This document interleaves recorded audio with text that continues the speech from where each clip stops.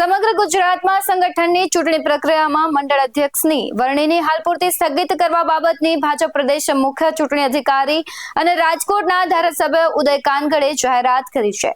આવો શું કહી રહ્યા છે તે સાંભળીએ। ગુજરાત પ્રદેશ ભારતીય જનતા પાર્ટી દ્વારા જે સંગઠન પર્વ ચાલી રહ્યું છે, સંગઠન પર્વ 2024, એમાં મારી ચૂંટણી અધિકારી તરીકેની જવાબદારી છે। ખાસ કરીને બૂથ સમિતિનું ગઠન પૂર્ણ થઈ ચૂક્યું છે। હવે મંડળ સમિતિના ગઠનની પ્રક્રિયા ચાલી રહી છે।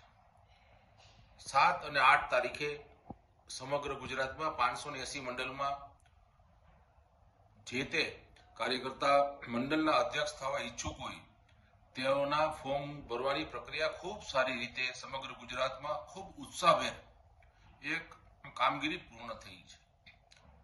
તારીખ 9, 10, 11, 12 અને 13 4 દિવસ દરેક જિલ્લાના ચૂંટણી અધિકારીઓ, સહચૂંટણી અધિકારીઓ મંડળનો પ્રવાસ કરવાના હતા અને જે બૂથના કાર્યકર્તાઓ છે એ બૂથના કાર્યકર્તા સાથે ચર્ચા વિચારણા કરવાના હતા, એમના અભિપ્રાયો લેવાના હતા।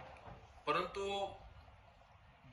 ભારતીય જનતા પાર્ટી દ્વારા સમગ્ર ગુજરાતમાં જે 9 જેટલા મહાનગરપાલિકાઓ બની રહી છે અને મહાનગર હોય છે એ પણ સંગઠનની દ્રષ્ટિએ જિલ્લો ગણાય છે, તો અત્યારે જે 580 મંડળ છે તેની જગ્યાએ આ પણ જિલ્લાનું અને એના મંડળોનું નવું સીમાંકન થાય એના માટેની પ્રક્રિયા, સમગ્ર પ્રક્રિયા કેન્દ્રીય નેતૃત્વને મોકલવામાં આવેલી અને આ પ્રક્રિયા લગભગ અત્યારે ચાલુ છે અને 3-4 દિવસમાં એ પ્રક્રિયા જ્યાંથી એમને મંજૂરી મળે પછી આ પ્રક્રિયા સંપૂર્ણપણે સ્ટાર્ટ કરવામાં આવશે।